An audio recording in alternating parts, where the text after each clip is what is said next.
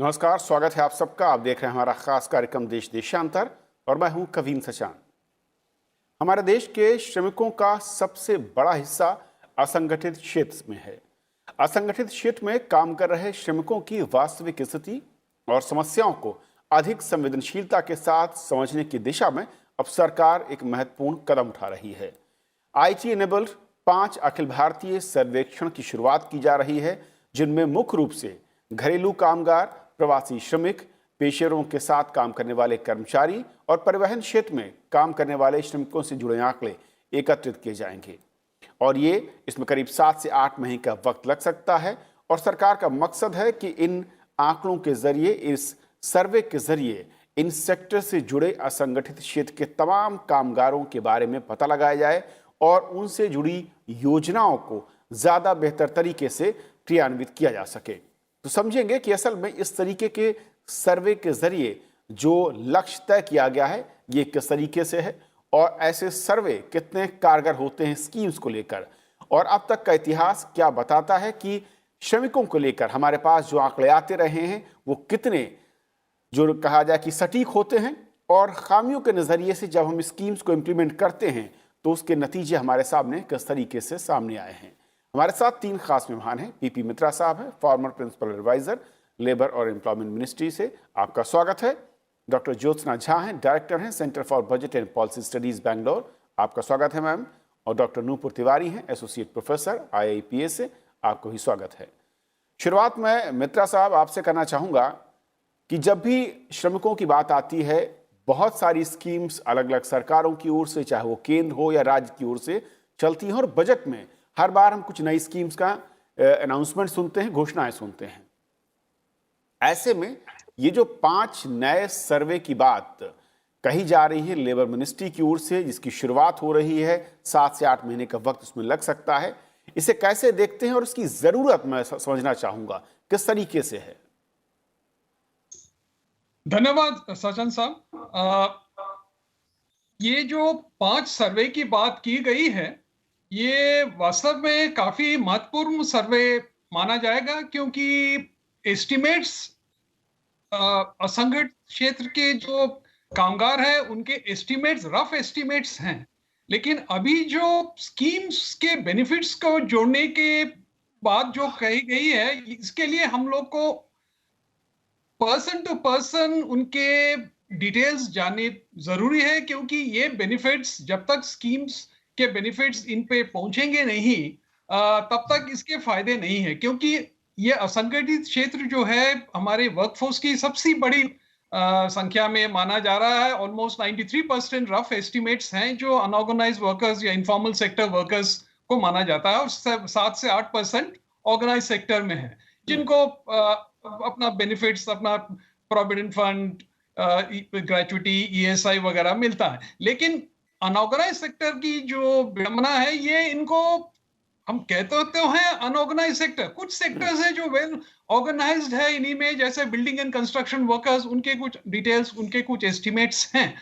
और जहां तक मेरा जो जानकारी है, नेशनल सैंपल सर्वे ऑर्गेनाइजेशन ने 2011-12 के एक इनफॉर्मल सेक्टर के बारे में एक रिपोर्ट उन्होंने जरूर बनाई है, लेकिन उस समय नेशनल सैंपल सर्वे के जो एस्टिमेट्स होते हैं ये आमतौर हमारे पॉलिसी मेकिंग के काम में लगती है, लेकिन अभी जो है बेनिफिट्स को पहुंचाना है अनऑर्गेनाइज सेक्टर के लिए, तो इसके लिए तो एक कॉम्प्रिहेंसिव सर्वे जरूरी है, particularly man to man, person to person marking के लिए, क्योंकि बेनिफिट्स स्कीम्स के उन्हीं पे पहुंचाना है। तो ये जो एस्टिमेट से शायद अभी काम नहीं चलेगा, एक कॉम्प्रिहेंसिव सर्वे, सेंसस टाइप का हमें जरूरी है। तो मेरे ख्याल से ये 7 से 8 महीने लग तो सकते हैं, क्योंकि मेरे ख्याल से लेबर ब्यूरो को ये काम काज सौंपी गई है, और लेबर ब्यूरो जहां तक मेरा जानना है, इतना समय अगर एस्टिमेट्स या एनालिसिस कॉम्प्रिहेंसिव होनी है तो समय लग सकता है इतना। ये मेरी शुरुआत के डॉक्टर ज्योत्सना जी, NSSO जो आंकड़े अब तक जुटाता रहा है, और अगर मैं उस पर, जैसे कि मित्रा साहब ने कहा कि करीब 90% से ज़्यादा जो कामगार और संगठित क्षेत्र में नजर आते हैं, क्या उनके आंकड़े उतने सटीक या उतने स्पेसिफिक नहीं हैं जो सरकार की तमाम योजनाओं के लाभ या लाभार्थी के नज़रिए से जिसकी ज़रूरत होती है। और इस बार जब हम इसे टेक्नोलॉजी और आईटी एनेबल्ड करते हुए शुरू कर रही है सरकार, लेकिन जो जिम्मेदारी है जिस संगठन पर, उसकी अब तक की जो मुश्किलें हैं, चाहे वो मैन पावर को लेकर हो स्टेट में या फिर जो दूसरी चुनौतियां हैं, उस पर हम कैसे कितना यकीन कर सकते हैं कि 7 से 8 महीने में वो काम बहुत ही सही तरीके से हमारे सामने नजर आएगा। Thank you. 2-3 सवाल उठते हैं इस संदर्भ में। एक तो ये कि ये सैंपल सर्वे है, ये भी जो हो रहा है, जहां तक मेरी जानकारी है, ये भी सैंपल सर्वे है, ये सेंसस नहीं है जी।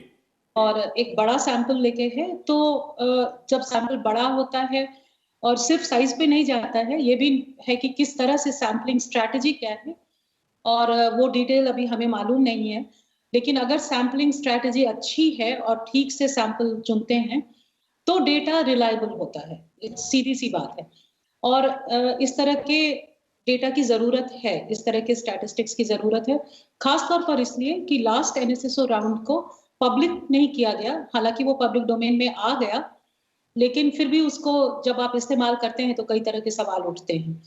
तो उस वजह से स्टैटिस्टिक्स की जरूरत तो है, लेकिन वो एक होता है कि आप जानकारी लेते हैं स्कीम्स बनाने के लिए, और उसके लिए सैंपल बेस्ड सर्वे अच्छा काम करता है अगर अच्छे से सैंपलिंग किया है, अगर डेटा की वेरासिटी अच्छी है, रिलायबिलिटी अच्छी है। दूसरा है स्कीम के जरिए पहुंचने की जानकारी, हर व्यक्ति की जानकारी चाहिए। मेरा ख्याल है मित्रा साहब भी वही कहना चाह रहे थे कि जब आप पहुंचते हैं तब सैंपल सर्वे का महत्व नहीं रह जाता है।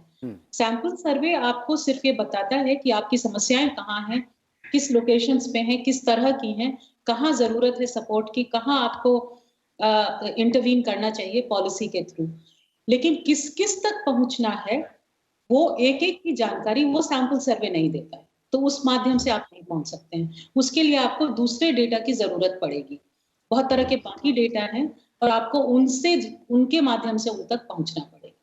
ये एक बात हुई। दूसरी लेकिन बात यही जो मैम एक छोटा सवाल यहाँ पर कि जिन 5 सेक्टर्स को मैं कहूँ या सब सेक्टर अगर आप इसे नाम दें, जिनको इसमें ऑप्ट किया गया है, जिनको फोकस किया गया है, कोई खास वजह नजर आती है? यहाँ पर ज्यादा श्रमिक उस तरीके से हैं जो कि माइग्रेट होते हैं, या फिर ये वो सेक्टर सब सेक्टर हैं जिनके बारे में बहुत ज़्यादा जानकारी नहीं है, और जब भी आपदा इस तरह की कोई सिचुएशन होती है या जो स्कीम्स हैं उसके दायरे से ये वो सेक्टर हैं जहाँ के लोग ज़्यादा बाहर नजर आते हैं?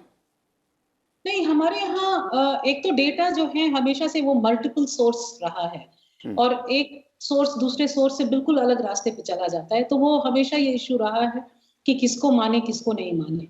अगर आप माइग्रेंट लेबर की बात करें, और चूंकि वो बहुत ज्यादा न्यूज में भी रहा है कोविड के दौरान, तो उसपे डेटा एनएसएसओ ने एक बार माइग्रेशन को फोकस बना के किया था, तो वो डेटा है। और भी कई छोटे छोटे सेंसस के माध्यम से तो डेटा मिलता है माइग्रेशन का, तो फिर भी पूरी जानकारी नहीं मिलती है और समय का बहुत अंतराल है, चाहे वो सेंसस हो चाहे एनएसएसओ हो। तो जानकारी चाहिए, लेकिन जानकारी किस तरह से चाहिए? अब आप देखिए, डोमेस्टिक लेबर और माइग्रेशन, ये दोनों ओवरलैप है। प्रोफेशनल्स को आप अलग कर रहे हैं, तो मुझे चूंकि डिटेल्स नहीं पता कि ये किस तरह से सैम्पलिंग कर रहे हैं और ये ओवरलैप्स कैसे निकालेंगे, कैसे हम उन ओवरलैप्स को समझेंगे, ये मुझे अभी पता नहीं है। तो ये इश्यूज तो रहते हैं। दूसरा एक इशू आपने और भी कहा था, कैपेसिटी की बात। राइट। तो अभी तक जहां तक मेरी जानकारी है, लेबर ब्यूरो ने इस स्केल पे पहले कभी नहीं किया है। वो छोटे छोटे सर्वे करते रहे हैं और दूसरे सर्वे के स्टेट लेवल के सर्वेस को लेकर उस पे डेटा जनरेट करते हैं, और छोटे छोटे सर्वेस खुद भी करते रहे हैं। ये स्केल मेरे ख्याल से बड़ा है और इसलिए चैलेंजिंग होगा। और दूसरा कि टेक्नोलॉजी के माध्यम से आजकल बहुत लोग सर्वे कर रहे हैं, तो उससे समय बचता है, लेकिन उसमें बहुत सारे आपको सेफ गार्ड्स देखने पड़ेंगे और आपकी ट्रेनिंग अच्छी होनी चाहिए, आपका पूरा। तो बहुत सारे सेफ गार्ड्स जरूरी होते हैं जब आप टेक्नोलॉजी को यूज करते हैं डेटा कलेक्ट करने के। ओके डॉक्टर नूपुर, क्योंकि इस सर्वे को अगर हम देखें और जिस तरीके से जो कैटेगरीज इसमें इंक्लूड की गई हैं, जोड़ी गई हैं, योजनाओं के नज़रिए से या फिर वंचित श्रमिकों के नज़रिए से, अगर दोनों एंगल पर देखा जाए, अब तक के तमाम आंकड़े और रिपोर्ट्स क्या कहती हैं, और नए सर्वे के आने के बाद जब उसके रिजल्ट हमारे सामने होंगे और उसमें फील्ड वर्क भी सरकार के मुताबिक जो जानकारी की शामिल किया गया है, वो किस तरीके से ऐड ऑन कर पाएगा, या क्या बेनिफिट्स आपको लगता है कि स्कीम को इम्प्लीमेंट करने या उसको बनाने या उसके टारगेट ऑडियंस कौन होगा, इस पे वो हेल्प करेगा? इसमें अगर हम रिपोर्ट की बात करें, जैसे आपने कुछ रिपोर्ट्स का मेंशन किया है, तो एक अर्जुन सेनगुप्ता कमेटी की रिपोर्ट आई थी। उसमें ये मेरे हिसाब से काफी अच्छी रिपोर्ट थी। इसमें अनऑर्गेनाइज्ड सेक्टर्स के बारे में बहुत सारी बातें की थी।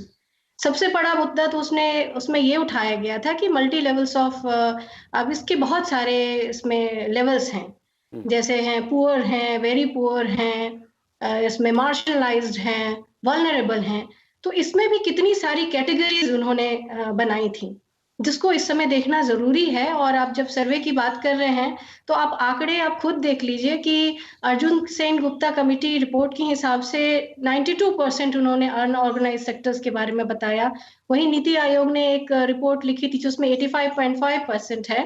तो ये सिर्फ नंबर नहीं है, अभी तक हमारे पास और ऐसे कुछ 50% जो है नेशन के जीडीपी में कंट्रीब्यूशन है जब इनका, तो इनका डेटा कैसे आप कलेक्ट करें, ये अपने आप में ही एक बड़ा मसला है। और मैं हमेशा ही मेंशन करती हूँ अर्जुन सेनगुप्ता कमेटी रिपोर्ट की, क्योंकि इसमें बहुत ही अंदर तक जा करके इस सेक्टर को देखा गया है।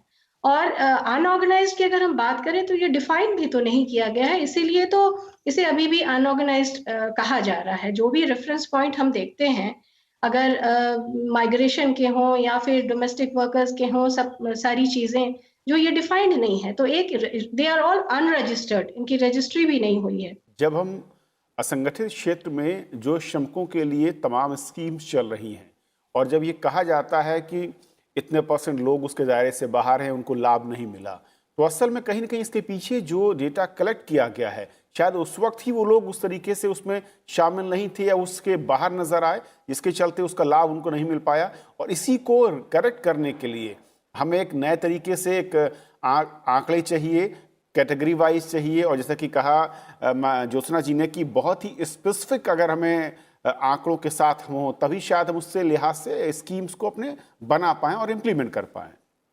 जी हाँ, बिल्कुल आपने सही कहा। मैं एक एग्जांपल भी आपको एक देती हूँ। जैसे एमजी नरेगा की हम बात करें, इसमें आप सिक्योरिटी जो एक कह सकते हैं नेट रूरल एरिया में सबसे बड़ा ऐसे माना जाता है। तो 55% जो डिमांड होता है इस अनऑर्गेनाइज्ड लेबर में जो है उनका, उसमें से जितने का डिमांड होता है 55% ही लोगों को मिल पाता है। और उसमें से जो 55% में 98% फिर से ये डिमांड करते हैं कि इन्हें और भी ज्यादा काम चाहिए। और जो है इसीलिए इसमें 67% वो लोग हैं जो इस तरह के जो सर्वे हुई है, एक किसी सर्वे की रिपोर्ट के बारे में मैं बता रही हूँ, वो कहते हैं कि इस तरह के डेटा अवेलेबल होने चाहिए। और इसको स्पेशली एमजी नरेगा की जब मैं बात करूं, तो एक एग्जांपल इसमें होता है कि आप ये डेटा की समय जरूरत है, और काफी सारी स्कीम है, सिर्फ एमजी नरेगा ही नहीं, जितनी भी स्कीम है उसको मद्देनजर रखते हुए इम्पोर्टेंट एरिया है। ज्योत्सना जी, अगर हम संगठित क्षेत्र के ओवरऑल कंडीशंस को देखें जो कि श्रमिकों की नज़र आती हैं, और उसमें महत्वपूर्ण है कि उनकी स्थिति, वास्तविक स्थिति क्या है, इसकी जानकारी कम से कम नीति निर्माताओं को, सरकारों को, और जो इम्प्लीमेंट कर रहे हैं उनको होनी चाहिए। ऐसे में साफ तौर पर ये जो नई तकनीक है, मैं कहूँ कि जब हम IT इनेबल्ड सर्वेस की बात करते हैं, वहाँ पर क्या चुनौतियाँ हैं और क्या बहुत ही महत्वपूर्ण टूल या आपको लगता है कि एरियाज जहाँ पर ज़्यादा फोकस करना होगा अगर हम उसको बहुत ही सटीक जानकारियों को जुटाना चाहते हैं और भविष्य में उसके आधार पर योजनाओं को बनाना चाहते हैं? बिल्कुल। एक बार फिर मैं ये बात कहना चाहूंगी कि योजनाओं का बनाना एक बात है और योजनाओं के माध्यम से लोगों तक पहुंचना दूसरी बात है। तो दो सवाल उठते हैं। एक आपने IT इनेबल्ड की बात की, उस पर मैं आऊंगी। उसके पहले मैं फिर से ये कहना चाहूंगी कि अब जैसे देखिए, हमारे यहाँ कंस्ट्रक्शन का सेस है जो बहुत दिनों से रहा है, और ज्यादातर राज्य सरकारों ने उस पैसे को खर्च नहीं किया है, वे उनके पास इकट्ठा है। और ऐसा नहीं है कि कंस्ट्रक्शन लेबरर्स की हालत पता नहीं है और वो किस तरह से रहते हैं, उनकी स्थिति क्या है, उनके लिविंग कंडीशंस क्या हैं, उनकी प्रॉब्लम क्या है। और अगर आप उसको माइग्रेशन से जोड़ रहे हैं तो लगभग 90% से ऊपर का कंस्ट्रक्शन लेबर जो है वो माइग्रेशन के माध्यम से ही शहरों में पहुंचता है जहां कंस्ट्रक्शन हो रहा है। तो स्कीम बनाना एक बात होती है और उस माध्यम से उन लोगों तक पहुंचना जिनके लिए वह बनाया गया है वो दूसरी बात होती है। जब आप डेटा इकट्ठा करते हैं तो आप ओवरलैप्स देखते हैं और खास करके इस तरह का डेटा जहाँ पे, और हमारा देश जहाँ पे जिस तरह से लोग रहते हैं, जिस तरह से लोगों के लिविंग कंडीशंस हैं और जहाँ पे बहुत ही फ्लूइड है, बहुत ही डायनामिक है सिचुएशन, वहाँ पे वो और भी कठिन होता है कि आप कैसे करें। अब जैसे मैं अखबारों के न्यूज़ के आधार पे जाऊं तो ये बात आई है कि बिहार से ज्यादा माइग्रेशन है तो उस पर ज्यादा फोकस होगा जब वो सर्वे करेंगे। अब बिहार से ज्यादा माइग्रेशन है, ये एक बात जो है ये भी किस आधार पे कही जा रही है इसका पता नहीं है। क्या ये सिर्फ कही सुनी बात है या कहीं किसी आंकड़े पर आधारित है या किसी स्टडी पर आधारित है। बिहार, राजस्थान, उड़ीसा, बंगाल, नॉर्थ ईस्ट, ये सब हैं जो सप्लायर हैं लेबर, लेकिन कहाँ से, खास करके प्रोपोर्शनल किस शहर में ज्यादा है ये कहना बहुत मुश्किल है, हम जानते ही नहीं है। तो अभी हमारे पास वो बेस ही नहीं है जिसके आधार पे हम सैम्पलिंग स्ट्रैटेजी तय कर लें। तो बहुत मायने में ये सर्वे एक्सप्लोरेटरी हो जाता है जो आगे के सर्वेस के लिए बेस पैदा कर सकता है। हाँ, तो इसीलिए अगर आप पहले ही कुछ एजम्पशंस लेके चलते हैं जिन एजम्पशंस का कोई सॉलिड एविडेंस नहीं है, कोई बहुत बिल्कुल नहीं है, तो हो सकता है कि वो आपका बेस ही गलत हो जाए और बाद में फिर उस पर बहुत सारी बातें आ सकती हैं। मेरा ख्याल है कि जो एक्सपर्ट कमेटी है वो इन चीज़ों पे ज़रूर बात कर रही होगी और शायद इन चीज़ों की, इन कमियों को नहीं रहने देगी, लेकिन जब तक वो बात पब्लिक डोमेन में नहीं आ जाती है तो हम कह नहीं सकते हैं कि ऐसा है।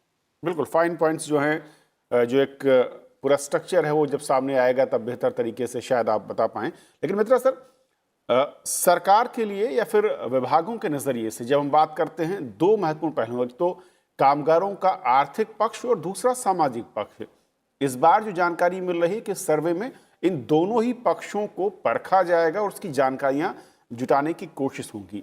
ये दोनों पक्ष किस तरीके से, अगर हम जो श्रमिक कल्याण की स्कीम्स हैं या फिर उनके कल्याण के लिए जो एक एजेंडा तय होता है वहां पर महत्वपूर्ण हो जाता है, और किस तरीके से इससे जुटाए गए जो आंकड़े हैं वो वहां पर बेस बनते हैं। जैसे कि मेरे साथी वक्ताओं ने कहा है कि सैंपल सर्वे और सेंसस दो अलग चीजें हैं। सैंपल सर्वे से आपको पॉलिसी मेकिंग, जो नीति निर्धारण में आपका जरूरी कुछ जानकारी मिलेगी, लेकिन जहां तक कि स्कीम्स को लोगों तक पहुंचाना है, उनको एक पर्सन टू पर्सन बेनिफिट दिलवाना है, तो मेरे ख्याल से सैंपल सर्वे से काम नहीं चलेगी। तो जो हम लोग, जो आप जो कह रहे हैं कि सामाजिक और आर्थिक, एक सामाजिक और आर्थिक सोशियो इकोनॉमिक कास्ट सेंसस 2012-13 में मिनिस्ट्री रूरल डेवलपमेंट में हुई थी। उसमें से जो हुआ था, जो एक्सपर्ट कमिटी जो उसकी जो आंकड़े सर्वेक्षण की थी, उसमें एक कुछ इंडिकेटर्स निकाले थे। उसमें से डेप्रिवेशन इंडिकेटर से आप ये पता लगा सकते हैं कि आपके स्कीम्स किन किन सेगमेंट्स, किन किन सेक्शंस ऑफ द सोसाइटी को पहुंचा पाएंगे। क्योंकि देखिए, हर सरकार का एक बजटरी कंस्ट्रेंट होता है और उस बजटरी कंस्ट्रेंट के साथ ही आपको स्कीम्स जुड़ना है। ऐसा नहीं कि एक ओपन एंडेड है, जैसे एमजी नरेगा की बात चली थी। ये प्योरली एक डिमांड ड्रिवन स्कीम है। सरकार को जो एलिजिबल जो ये बीपीएल का भी से भी जुड़ा नहीं है। मित्रा सर, लेकिन जिस तरीके से एनवायरनमेंट है और माइग्रेशन जिस रफ्तार से होता है, और रिवर्स माइग्रेशन भी नजर आता है कि काम खत्म हुआ, वो श्रमिक एक राज्य से दूसरे राज्य या अपने घरों की तरफ लौटते हैं, ऐसे में स्कीम्स या फिर जो भी मैं कहूं कि हम तमाम अलग अलग राज्य जो हैं वो अपनी तरफ से इनिशिएटिव लेते हैं इनको अलग मदद देने के लिए, चाहे वो आर्थिक तौर पर हो या फिर सामाजिक जो सुरक्षा कवच है, उस नज़रिए से जो हमारा श्रमिक वर्ग है वो आईटी एनेबल्ड इस तरीके के सर्वेज में उनके लिए जो है उसमें शामिल होना वो किस तरीके से होगा? क्योंकि अशिक्षित श्रमिक जिसकी आबादी बहुत ज़्यादा ऐसे नज़र आती है, और वो फिर इसके साथ अपने को कैसे कोलैबोरेट कर पाए? नहीं, ये आपने बहुत सही मुद्दा उठाया, क्योंकि ऑनलाइन तरीके से इन श्रमिकों को जुड़ना एक महत्वपूर्ण चैलेंज है। तो अभी जो जैसे मोबाइल टेक्नोलॉजी इतना ज्यादा फैला है, तो मेरे ख्याल से ये आधार प्लस एक मोबाइल, जो जैम जिसको हम कहते हैं, वो जैम पद्धति से ही आपको जुड़ना पड़ेगा। जनधन, आधार और मोबाइल, ये जो जैम का जो टेक्नोलॉजी हमारे देश में आया है, उसी पद्धति से आपको जुड़ना पड़ेगा। और ये जुड़ने की पद्धति काफी सरल होनी चाहिए, ताकि आप जो कह रहे हैं कि असंगठित क्षेत्र के जो श्रमिक हैं वो अक्सर वेल ट्रेन नहीं होता है, और इसमें अक्सर वो उनको जानकारी पूरी होती नहीं है। तो मेरे ख्याल से जो डिस्ट्रिक्ट एडमिनिस्ट्रेशन या स्टेट एडमिनिस्ट्रेशन को काफी प्रोएक्टिव रोल इसमें प्ले करनी चाहिए होगी, और रजिस्ट्रेशन सेंटर्स खास तौर के ये स्कीम्स को एनलिस्ट करने के लिए रजिस्ट्रेशन सेंटर्स होनी चाहिए, जहां ये असंगठित क्षेत्र के जो वर्कर्स हैं वो आ पाए।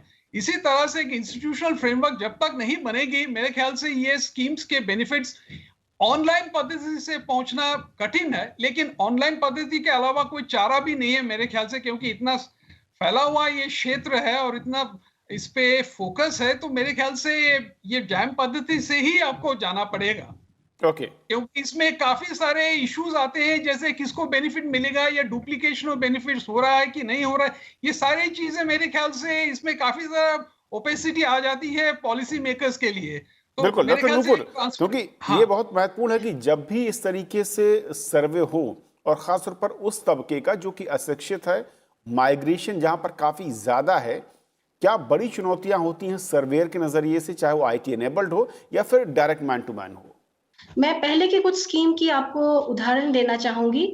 जैसे पब्लिक डिस्ट्रीब्यूशन सिस्टम है, इसमें जो अनऑर्गेनाइज सेक्टर्स को आप देखें तो इसमें इनकी बेनिफिट बहुत ही पुअर बताई गई है, और ये इस सेक्टर की कभी भी बेनिफिट ले ना पाए। 8 करोड़ हाउस होल्ड्स भारत में हैं जो जिनके पास राशन कार्ड नहीं है, और इनको ये पर्टिकुलर स्कीम को अभी तक इन्होंने ढंग से यूटिलाइज नहीं कर पाया है। ICDS की बात अगर आप करें तो सिर्फ 7% ही इनफॉर्मल वर्क फोर्स जो है इसमें इनरोल्ड है इंटीग्रेटेड चाइल्ड डेवलपमेंट सर्विसेज में, और 5% ही इन्वॉल्व है या इनरोल्ड है PM किसान योजना में। तो ये आंकड़े कैसे होंगे, क्योंकि ऑलरेडी जो जितनी स्कीम्स हैं जो पर्कुलेटेड डाउन हुई हैं, जिनमें इनका आंकड़ा देखा जाए तो इतना पुअर है, और ये बहुत बड़ी चुनौती होगी, जैसा आपने अभी प्रश्न पूछा कि इनको IT से जोड़ना, और ये इनको इसमें कितनी सफलता मिल पाएगी, कैश असिस्टेंस में कितनी सफलता मिल पाएगी, और इनरोलमेंट में कैसे होगा, ये अपने आप में एक बड़ी चुनौती है। ओके डॉक्टर ज्योत्सना जी, कैसे इसे पूरा करें ताकि कोई ओवरलैपिंग भी ना हो और कोई छूटे भी ना? नहीं, ये तो बहुत मुश्किल है, और मुझे लगता है टेक्नोलॉजी जो है ना हमारे यहाँ मान लेते हैं कि टेक्नोलॉजी जो है वो समय बचाएगा, पैसा बचाएगा, इसीलिए हर चीज का सॉल्यूशन है, जबकि जो थ्रेशोल्ड होना चाहिए टेक्नोलॉजी के इस्तेमाल के लिए वो है ही नहीं। वो चाहे लिटरेसी का हो। अब आप देखिए, आप माइग्रेंट लेबरर्स की बात कर रहे हैं, तो आप किसी भी बड़े शहर को उठाइए जहां सबसे ज्यादा माइग्रेंट लेबरर्स है, वो चाहे बैंगलोर हो, चाहे दिल्ली है, बम्बई है, हैदराबाद है, चेन्नई है, कलकत्ता है, तो वो हर देश के हर क्षेत्र से आ रहे हैं। आप किस भाषा में उनको आप सर्वे कर रहे हैं, वो इतना मैटर करता है सर्वे में। अगर आप वाकई चाह रहे हैं कि आपका जो स्टैटिस्टिक्स आ रहा है वो रिलायबल हो, तो भाषा की समस्या है, लिटरेसी की समस्या है। अगर आप उनसे सर्वे करके और कागज कलम की जगह उसको आप मोबाइल में भर रहे हैं तो वो एक बात है, लेकिन अगर आप ऑनलाइन की बात कर रहे हैं फिर तो वो बिल्कुल ही संभव नहीं है कि वो हो पाएगा। हम लोगों ने तो देखा कि उस दौरान भी, कोविड के दौरान भी, जब माइग्रेंट्स को हेल्प करके भेजने की, रजिस्टर करके घर भेजने की बात हो रही थी, वहां भी उनको व्यक्ति चाहिए थे जो उनको मदद कर सके उस चीज में रजिस्टर होने के लिए, जो जी। ऑनलाइन सरकारों ने बनाए थे। तो ऑनलाइन तो संभव ही नहीं है। हम लोगों ने तो देखा है कि ओपन स्कूल में भी बच्चे नहीं पढ़ पाते हैं क्योंकि वो थ्रेशोल्ड नहीं एग्जिस्ट करता है। कनेक्टिविटी और बाकी चीजों को तो छोड़ दीजिए, बेसिक लिटरेसी नहीं है, भाषा की जानकारी नहीं है। आप किस भाषा में सर्वे करने जाएंगे? अगर आप सॉफ्टवेयर के माध्यम से भी करते हैं, अभी मतलब, और वो दिक्कतें हम लोगों को भी आती है बहुत छोटे स्तर पे सर्वे करने में भी। तो आप अगर माइग्रेशन का सर्वे कर रहे हैं तो आप अपना अगर फोन पे कलेक्ट कर रहे हैं या छोटे टैबलेट पे कलेक्ट कर रहे हैं, तो आप सॉफ्टवेयर किस भाषा में कराएंगे? क्या आप हिंदी में कराएंगे? क्या आप यहाँ पे बैंगलोर में अगर हम कर रहे हैं तो क्या आप कनाडा में कराएंगे? नहीं तो क्या क्या आप राज्य वाइज जो अलग अलग भाषाओं पे भी मुमकिन है? नहीं, तो तब आप कितने सारे भाषाओं में कराएंगे? और क्या जो वो आपका एन्यूमरेटर है, जो उस वक्त इंटरव्यू कर रहा है या कर रही है, क्या वो सारी भाषाओं को जानती है? क्या वो इजीली इस भाषा से उस भाषा में मैन्यूवर कर पाएगी? ओके। तो बहुत सारी समस्याएं हैं। इतना आसान नहीं है टेक्नोलॉजी के माध्यम से बड़े लेवल पे कर लेना, सिर्फ इसलिए कि हमारे पास टेक्नोलॉजी है और वो समय बचाता है और वो पैसे बचाता है। देखिए, इतना ज़रूर है जैसे कि आप तीनों पैनलिस्ट ने कहा कि श्रमिकों के नज़रिए से ये सर्वे बहुत ही महत्वपूर्ण है, लेकिन ज़रूरत ये भी है कि इसकी चुनौतियां अलग तरीके की हैं और उनसे कैसे उन चुनौतियों से निपटते हुए एक बेहतर सर्वे और उसके नतीजे हम देश के सामने रख पाएं। बहुत बहुत शुक्रिया आप तीनों मेहमानों का हमारे साथ आज चर्चा में जुड़ने के लिए। तो आज फिलहाल इतना ही। नमस्कार।